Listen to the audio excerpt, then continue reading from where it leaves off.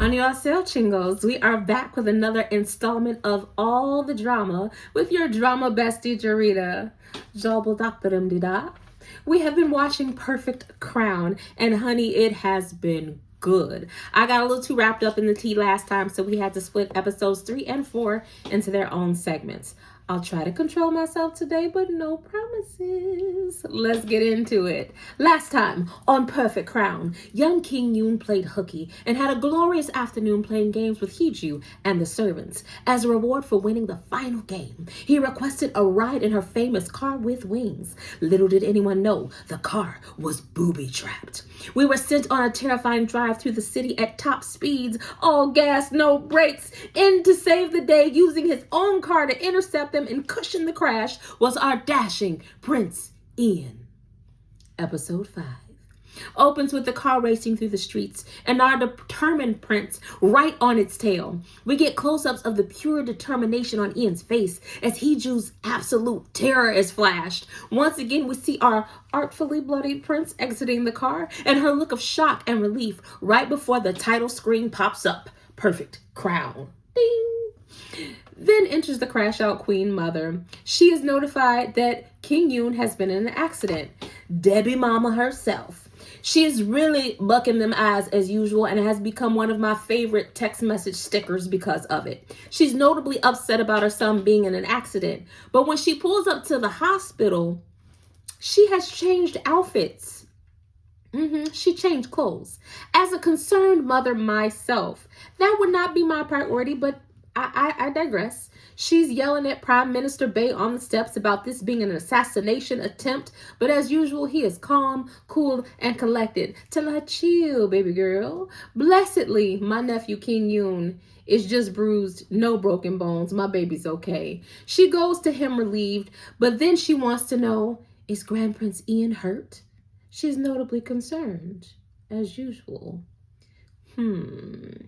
He is in the OR with a bad shoulder injury, while Hee-ju is unconscious, but her scans look good.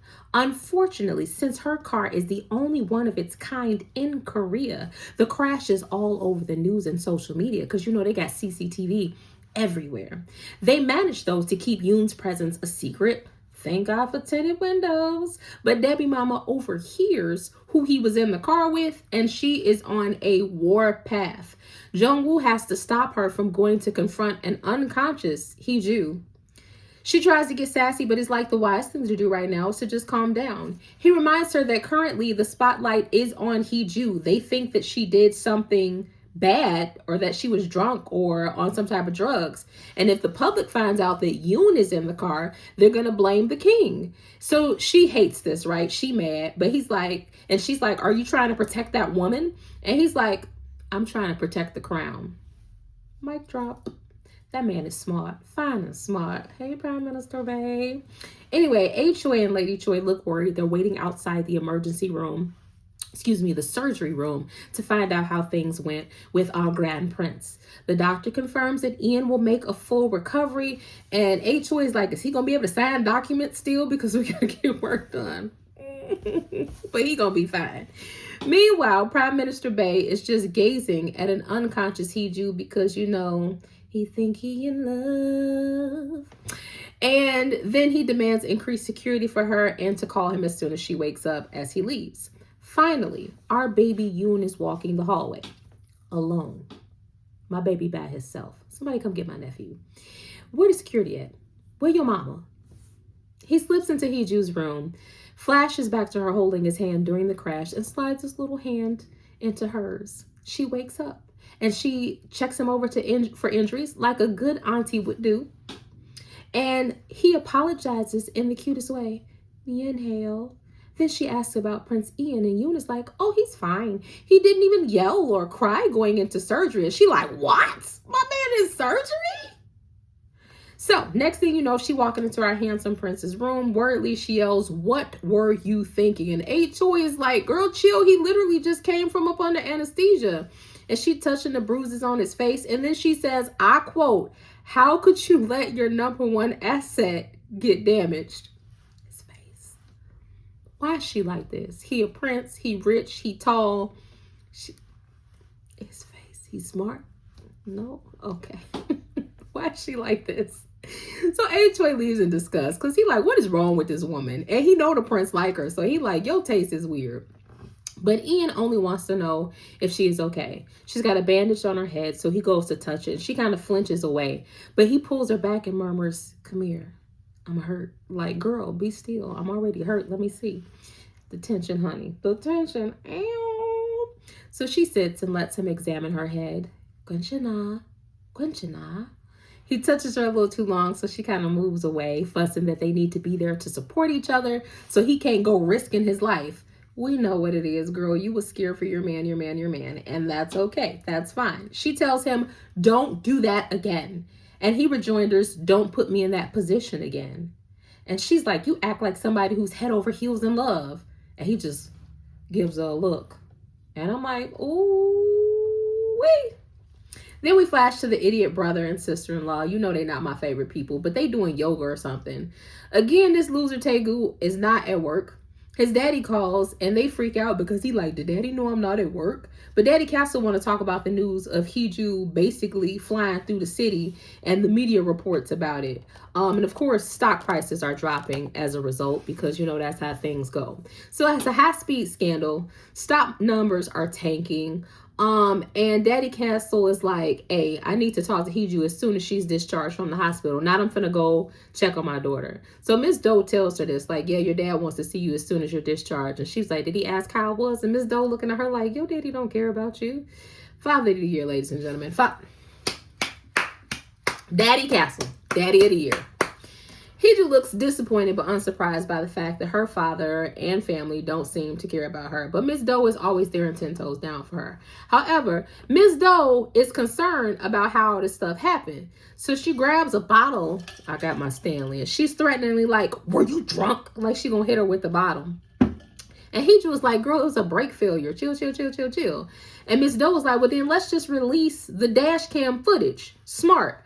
But she can't. Why? Because King Yoon was in the car. Because my nephew was in there, right in the front seat. So Miss Doe has a complete meltdown and she screams, let's just call off the marriage. You in too much danger. Invalid. I'm scared for my friend. But Hee-ju defends Ian. She's like, hey, he saved me. And Miss Doe drops the truth bomb. She's like, listen, y'all pretending a little too hard. Like if this is a fake marriage, the pretending then got more pretendy than it should be. And y'all know Miss Doe is my number one. I love her. Child, they ain't pretending no more. This is love. This is love. But Miss Doe is full steam ahead. She's like, ain't you two getting divorced in 3 years anyway? Like, is this really worth your life? And right then, Prime Minister Bae Jong-woo walks in the room. Oh, dear Lord, he heard it. He heard everything. Of course, we knew he was going to have to find out. So then we cut scene to the garden. Miss Doe comes out and sits next to A-Choi. This is a side couple like I highly approve of. Like I feel it coming. I like it. I want it. I like them. But it's mostly because I just adore Miss Doe. That's my vote. So she's asking him if he likes working in the castle. He's like, yeah, why are you looking for a job? And she's like, listen, Hee-ju is going to the castle. And if Hee-ju going to the castle, I'm coming with her because she'll ride or die. That's her girl. And then she crushes her pop can with her foot, tosses it out, and walks back in. A-Choi is like, she's incredible. And I'm like, agreed, bro. She is a vibe. I don't know if you deserve her because she's a baddie. Then he tries to crush his can with his foot. He fails miserably. And I'm like, you know what? You can have her because you're adorable and I think you would treat her good. But, you know, we'll see. So back inside, Jung-woo confronts Hee-ju about the marriage being a sham. And she clarifies it's a marriage of convenience. Which it is. This is exactly what it is. But Prime Minister Bae smells blood in the water. He tells her, listen, the palace is dangerous. And she replies, I wouldn't have proposed without knowing the risk. And he like, whoa, whoa, whoa, whoa, whoa. You proposed? And she's like, yeah, he turned me down 3 times. And listen, I love a confident queen. And Hee-ju not worried. She like, yeah, he turned me down, but I got him now. So it is what it is. So she appeals to Jung-woo and she's like, look, I have everything but status. I'm rich. I'm fine. I'm smart, but I don't have status. Why can't I have everything that I want? And he's like, you would really marry into the royal court for status? And she's like, what else would I do it for? So he sits on the edge of her bed and kind of leans in and looks her dead in the eye and he says, then marry me. I can give you everything you want.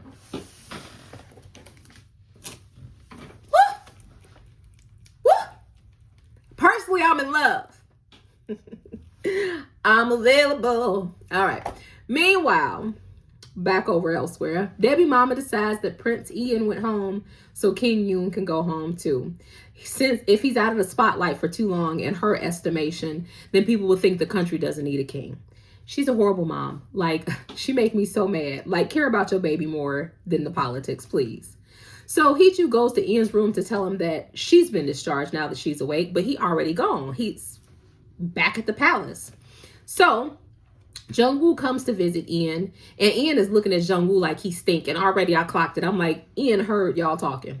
I know he did, because he looking at you like he hate your guts.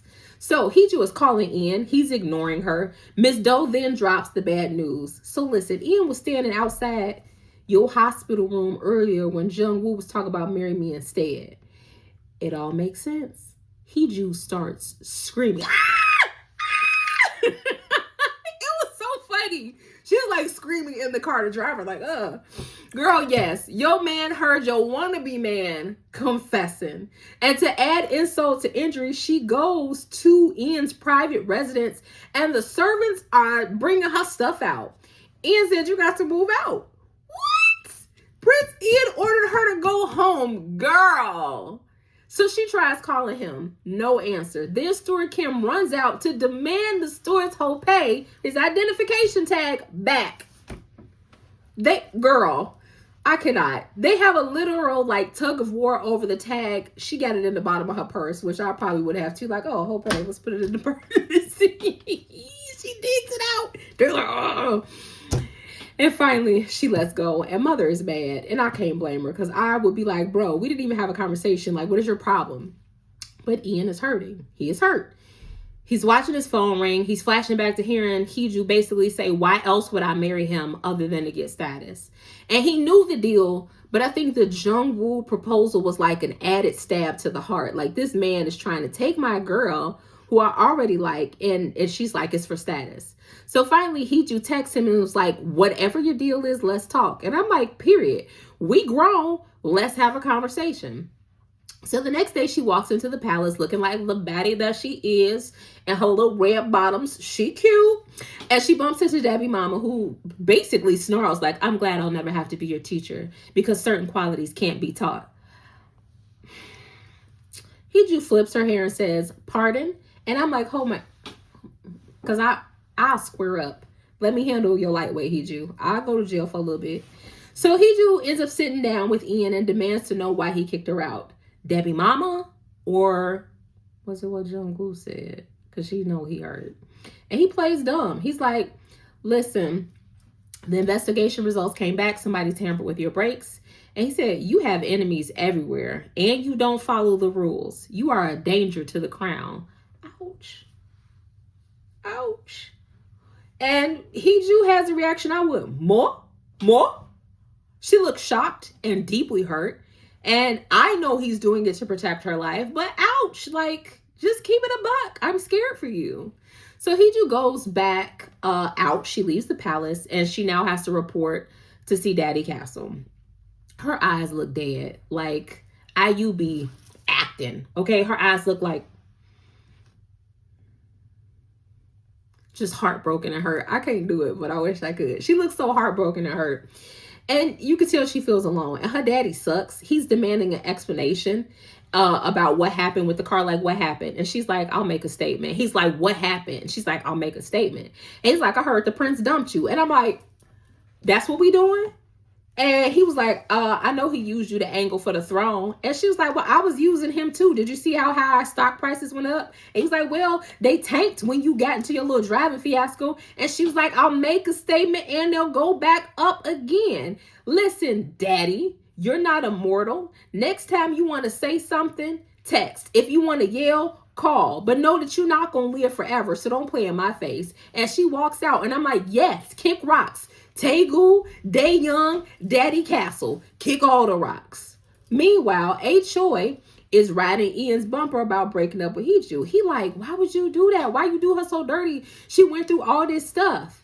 And he's like, if you murdered somebody, I would cover for you, but this is just wrong. And I'm like, that's kind of far, A. Choi. And Ian was feeling what I was feeling. He kind of like bops him in the head and was like, You would cover for me if I murdered for somebody. And he was like, well, I feel like you would have a good reason if you had to kill somebody, which is hilarious. But, that's how you feel.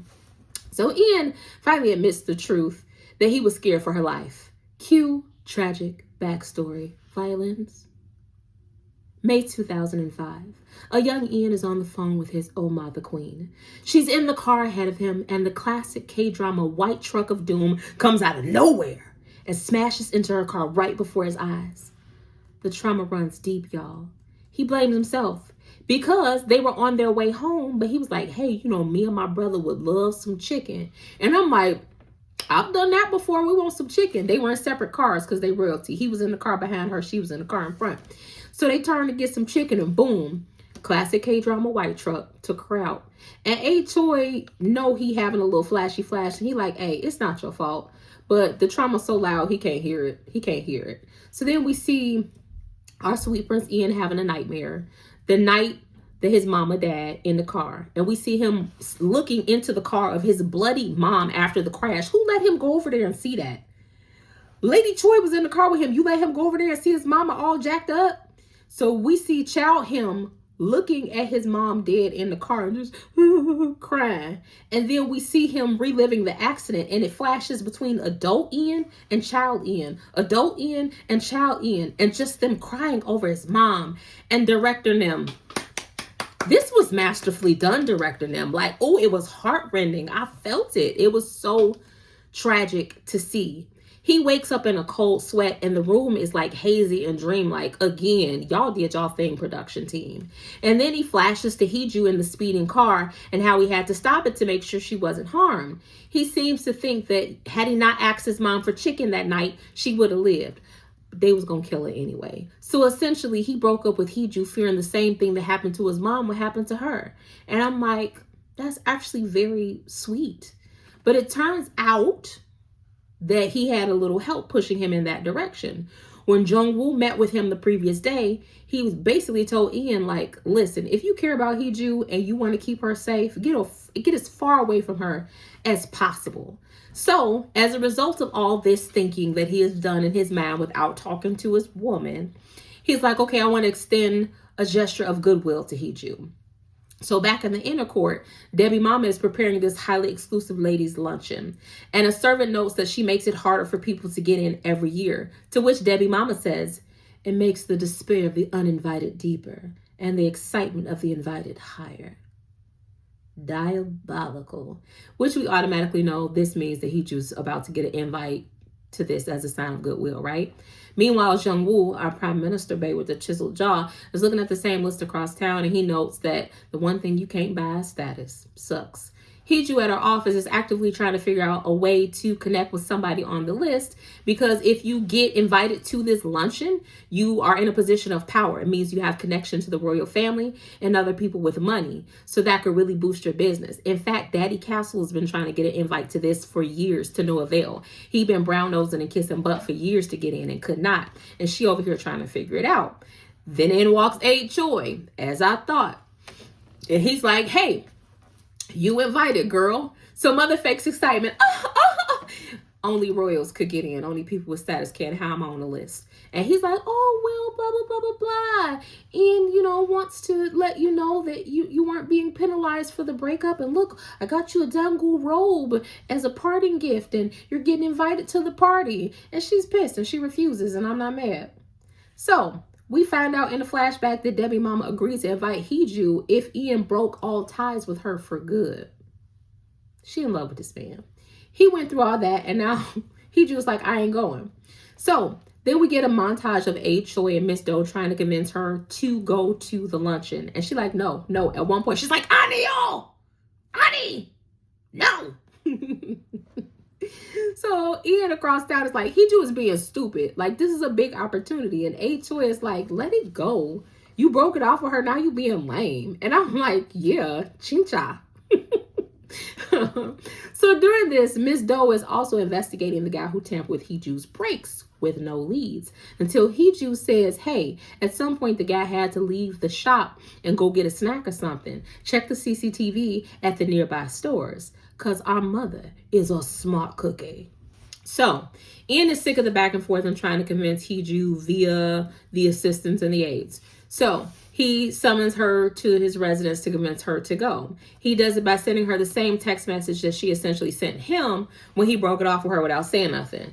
Basically, it said, whatever this is, let's talk in person. So, of course, she goes. So they're having their sit down together, and you could tell that mother is pissed. And Ian is just concerned. And she's basically like, you wishy-washy. And he finally snaps like, I was trying to protect you. We aren't even married. And they're at your throat. Like, I'm scared for you. And she looks at him and says, kapchungi. I think I said that right. Kapchungi. It means coward.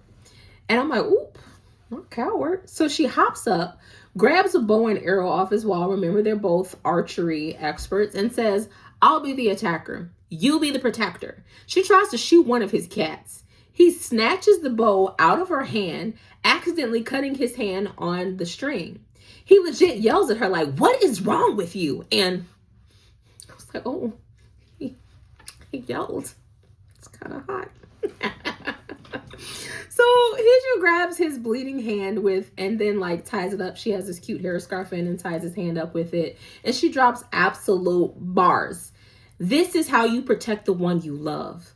You attack the people trying to hurt them. You never take a stand, so you lose to opponents you could beat. I want status, not a nice husband who coddles me. Fight until the end with me so we both get what we want. She is teaching our prince how to king. She has all of this going on with him, checks him, and then her office is going through CCTV footage to see who tampered with her vehicle. Because she like, I'm going to investigate my own case. And they are successful. They find it because they all looking. And the guy uses Castle Pay, which her brother is in charge of. So, of course, we got to go now meet with the Tae-woo and Dae-young, the stupid brother and sister-in-law. Meanwhile, Prime Minister Bae is flashing back to asking Hee-ju to marry him at the hospital. And we finally hear what her answer was because they cut away before we get it last time. So she's like, I need status for life. Getting with the prince means I get status for life because part of the contract they drew up with was that I will have my title in perpetuity. It will last forever, even if we divorce. But for the prime minister, he's only prime minister for 5 years. So she like, hey, do your best in office for your little 5 years. See if you get another 5 years, but you can't offer me what I need. And he looked blue. Meanwhile, Ian is also thinking of our leading lady and how they kissed over the garden wall. To which Lady Choi is kind of watching him while he's staring at the garden wall, kind of peeping what he's thinking about. And she goes, listen, whatever it is, let her win. She been under a lot of pressure dealing with you. Just let her win. Period, Lady Choi. Period. Later, Ian calls her. He tells her the invitation is sent and she can't refuse it. And they both look so sad. And I'm like, come on, y'all. She apologizes for hurting his hand. And he says, Nadomiane. Like, I'm sorry too. I'm sorry for breaking my word. So she decides to go, of course, and she is home studying the basics. Ian calls. They meet outside her place. He's wearing a face mask, looking like an idol at the airport. She practices walking behind him, joking, I'm used to leading, so I have to practice walking behind the leader. He walks her to the door and admits, I've never been a leader. I've just followed orders. That's what his daddy taught him. How do you lead? And she smiles and says, just stand by my side and I'll teach you. And I'm like, period. Teach him, girl. Teach him how to dougie.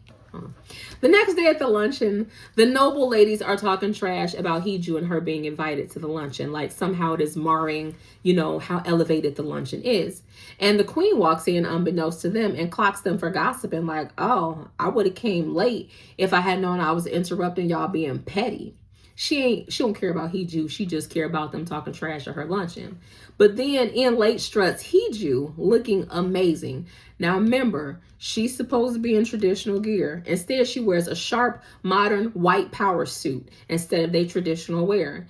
And the press follows her in and they flashing pictures going cray-cray. She bows to Queen Mother, apologizing for being late. Like, oh, I guess I got lost in the castle. Like, okay, Mother, we see you. All right.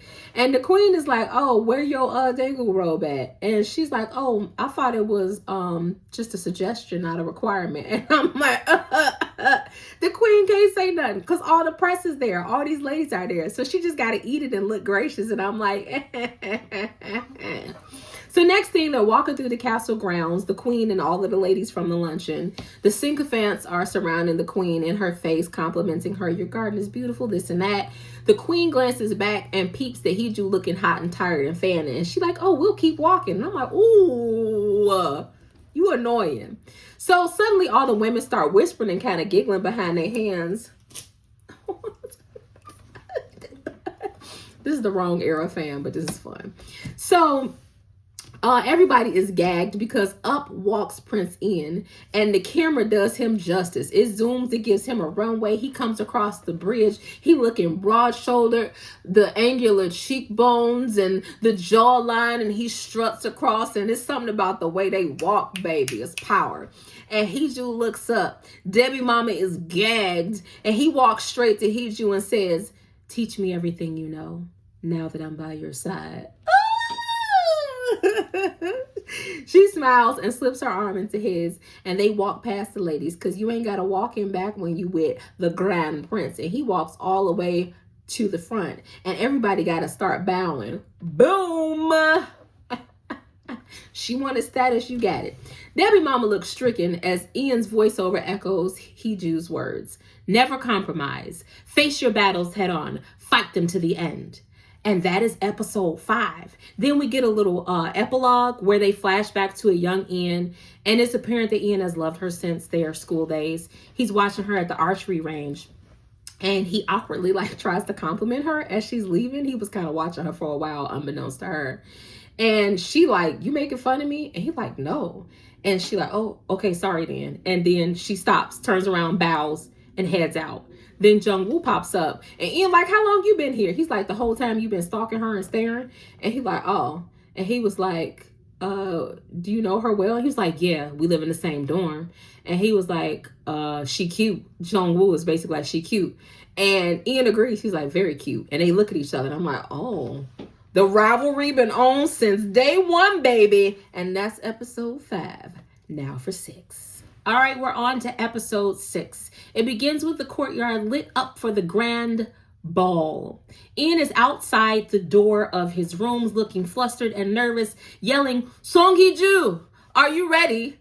She yells back at him to chill out, aggressively. Chill out! But she doesn't say chill out, you know.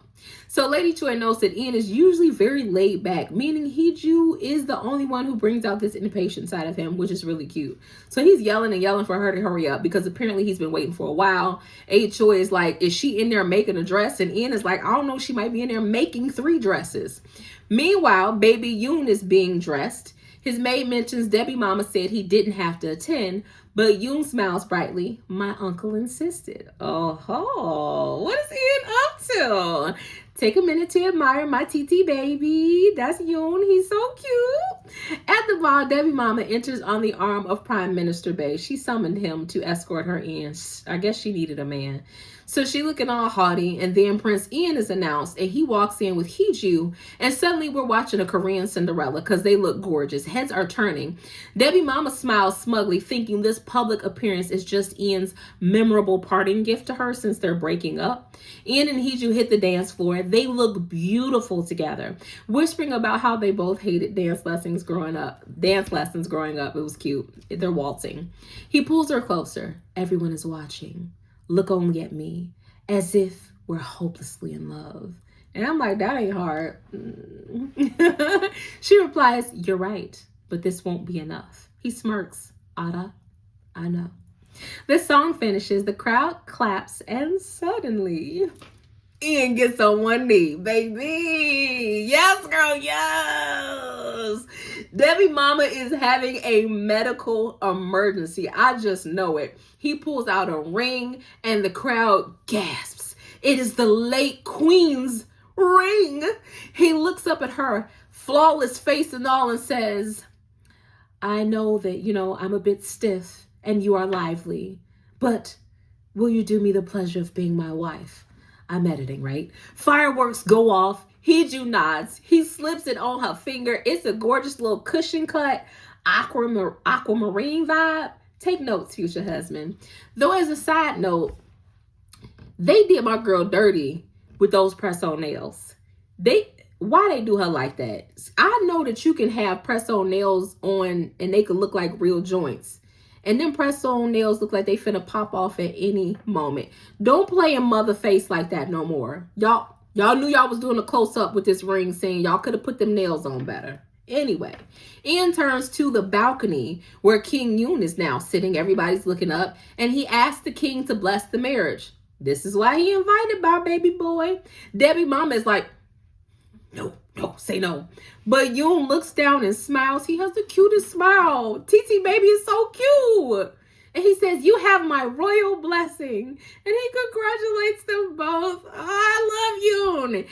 If we wait for him to grow up for real, he's going to be a great king. He just not ready right now. He needs to enjoy childhood. He'd be a better king if he could have a childhood. But I digress. You know I don't play about TT baby. So the crowd goes wild. Debbie mama is dying on the inside and Jung-woo looks crushed. He ends up storming off, loosening his tie. Debbie mama follows him and demands that he uses the cabinet authority to reject the marriage. But Jung-woo shuts her down. He's like, His Majesty blessed the marriage in public, in front of the nation. The cabinet can't conflict with the royal family. You got me bent. And he walks away. So you know Debbie mama is blue because low-key she in love with Bae. You can't tell me she not low-key in love with Ian. But whatever. We're going to find out. We're going to keep watching. So, back at the party, Debbie mom is back. Ian walks up to her. Him and Hee-ju kind of look at each other and part ways to go divide and conquer. And he dances with Debbie mama. She goes to dance with Jung-woo. While dancing, she hisses, I didn't know you were talented in the art of deception. I will stop this. And Ian hits her with an Uno reverse card. How will you go against the king? For someone so focused on protocol, you weren't worried about protocol when you altered my late brother's will. Gasp!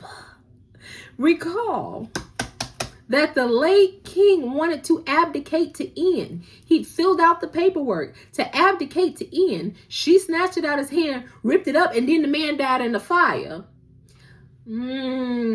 She looking shocked, but Ian just smiles.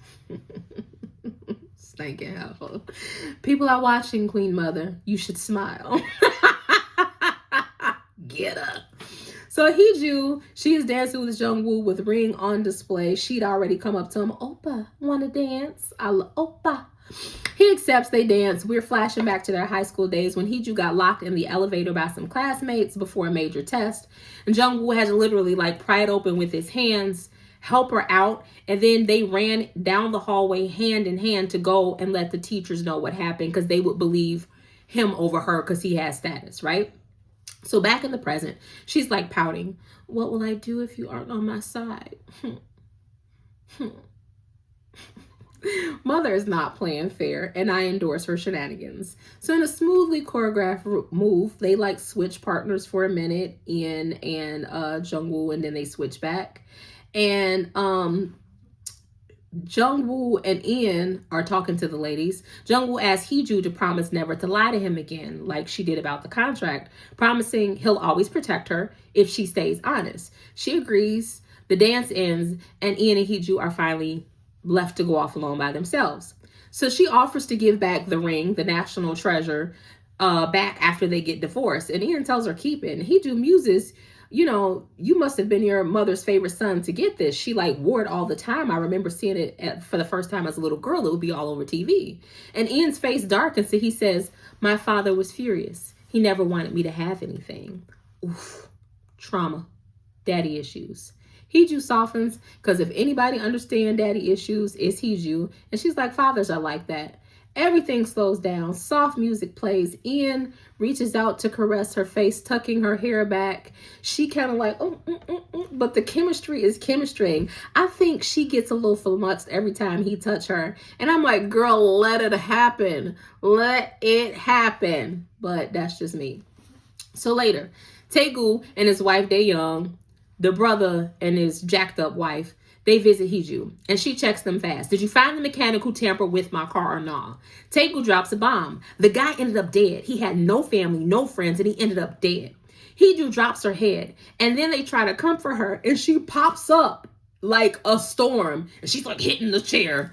I'm going to put a clip here. She's like hitting the chair. She's furious because she's like, I want to get revenge on him and he's dead already. She cussing up a storm. I ain't never seen mother cuss like this. And I'm like, man, wow, there she is. It was really good.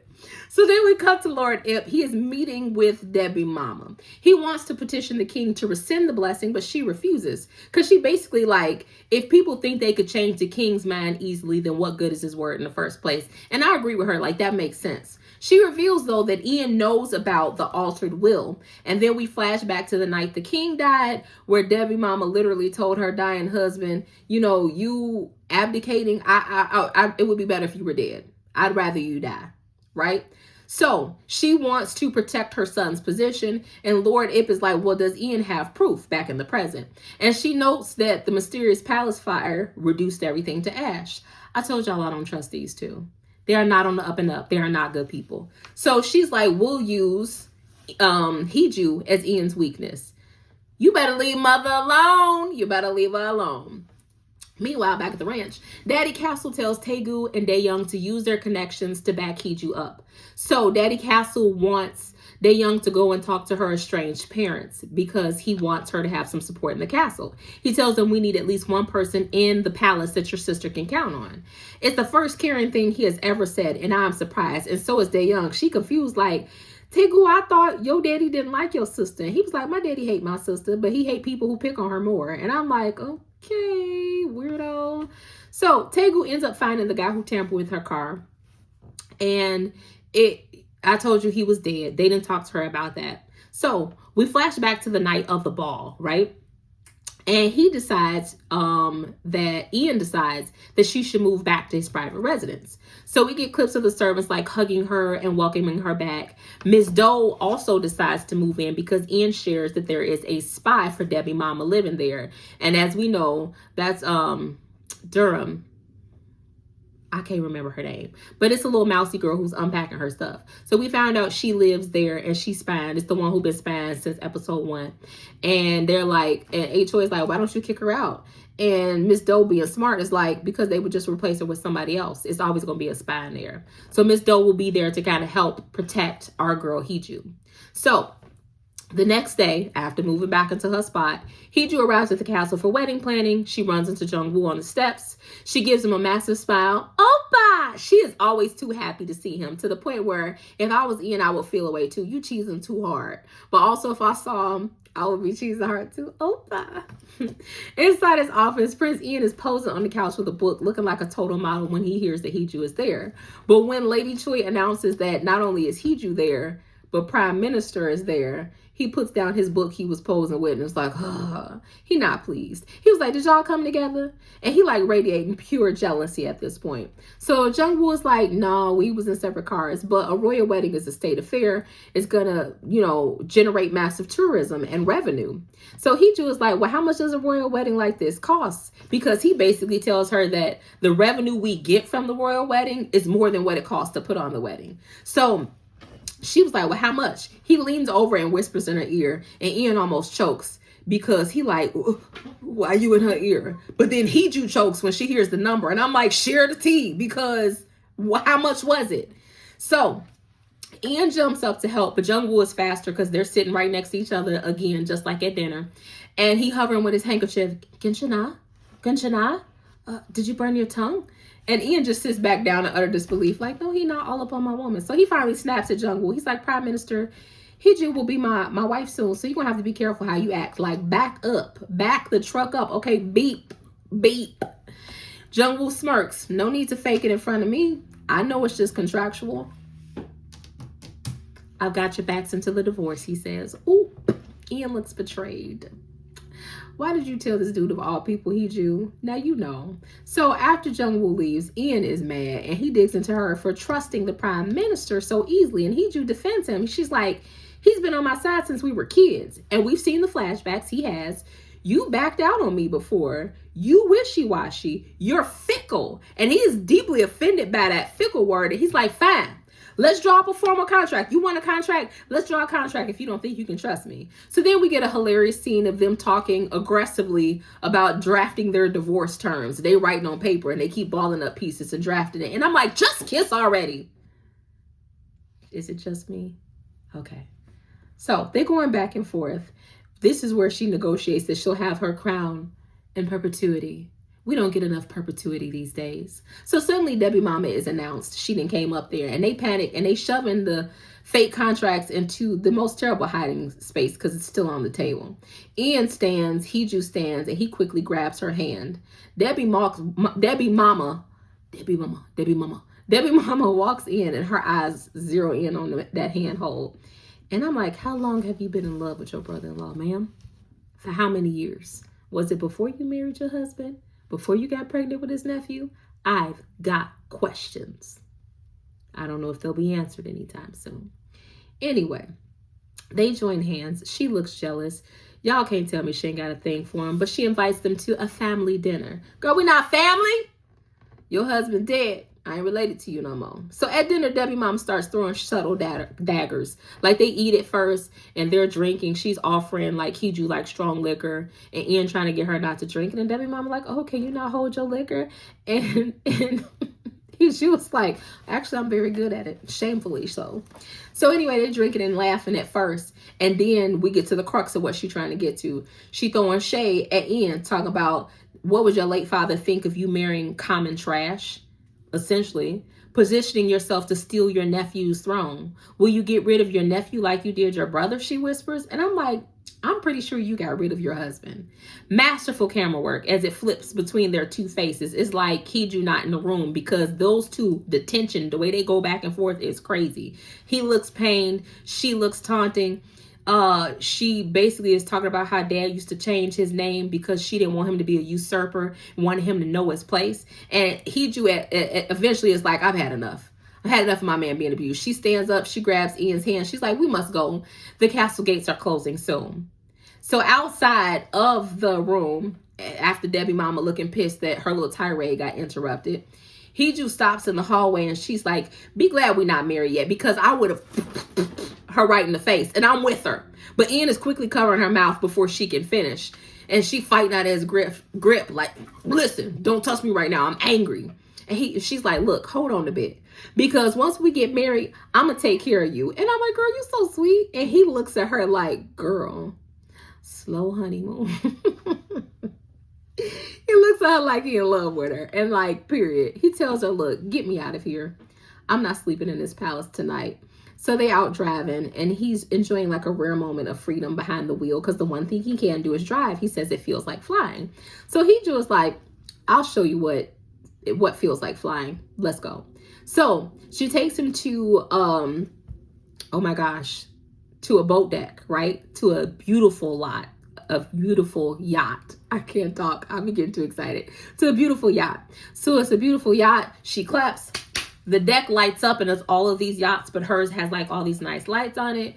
He's like, did you rent this? And she's like, I own it, baby. She got money. That was one of the reasons she said you should marry her. She rich. So he asks how they're going to fly. And she's like, come on, leads him to the deck. So he is a little bit concerned because they're out on the water alone. She dismissed all the staff for the night. And she's like, I got this. It's on autopilot. We're good. So she's got all of this food spread out and he can't eat it because it wasn't made in the palace. And that's against protocol. She don't care. She stuffs a cherry in his mouth and she's trying to break his rigid royal protocol. And he promptly like spits it out. And she just looks at him like, dude, if we gonna rebel, let's rebel. We out on the water. Nobody's here. Do what you want for once. So he eats the cherry. He likes it. And then he points to more food that he wants. And she kind of gives it to him and he's eating away. But not long after, he complains of indigestion. And she's like, if you seasick, say that. He like, no, I'm indigested. So they on the deck and he kind of like trying to get it together. So in classic K-drama fashion, because he says he's indigested, she pricks his thumb to cure his indigestion. Does this actually work in real life? Besties, like, tell me. Like, if anybody knows, leave it in the comment. If you feel indigestion or overly full and you prick your thumb, did that work? Because it's in all the K-dramas and I need to know. Tell me. So she tosses off her red bottom heels while they're on deck. Very cute, by the way. And we get the classic Titanic scene, which we expected, of the bow of the boat where the man is tall and gorgeous behind her and she's standing in front with their arms out, feeling like they're flying. She looking out over the water and he looking down at her like, you are My universe and I. Anyway, so they go. So he like, you told me you was gonna let me feel what flying was like, and you the one flying and having all the fun. So they go to switch places, and they fall onto like the upraised part of the deck, and there's blankets and pillows there. Mm-hmm. And he catches her, landing with her directly upon his broad chesticles that we've seen topless in a few scenes. She tries to get up, but he pulls her down, rolls her over so he's on top a little bit, and whispers, "You said I could do whatever I want."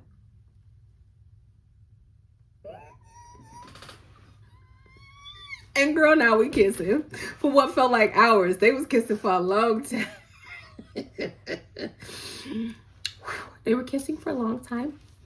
The camera pulls out, and the chemistry is absolutely burning the boat down. And that's the episode. We get an epilogue after this one that's kind of cute. It's a beautiful in-scene montage of the night before the ball when he comes over to her and they kind of have a conversation about her teaching him how to lead. And so before that, they're like out on this overlook. The stars are above. You can see the water. And Ian and Hee-ju are practicing waltzing together. They look lovely. Like they're laughing, they're talking, they're smiling so hard that I know their cheeks hurt. They just wrapped up in each other. And it was really cute. And y'all, we at the halfway mark. That's 6 episodes. There are 6 left, chingos. 6 chingus. There are 6 episodes left, chingus. 6 more before we are done with Perfect Crown. And it has been a ride so far. I'm looking forward to how they wrap this up. I'm also looking forward to what we're watching next. I'm excited. You gotta leave in the comments, what drama should I watch after this one? Now that we're at the halfway mark, I'm ready to start working on our next conquest. Let's get into it. Thanks y'all for tuning into all the drama Perfect Crown episodes 5 and 6. Don't forget to hit like, comment, subscribe, click that bell so you know when we drop a new episode. We gotta stay caught up because the tea is tea. Bye.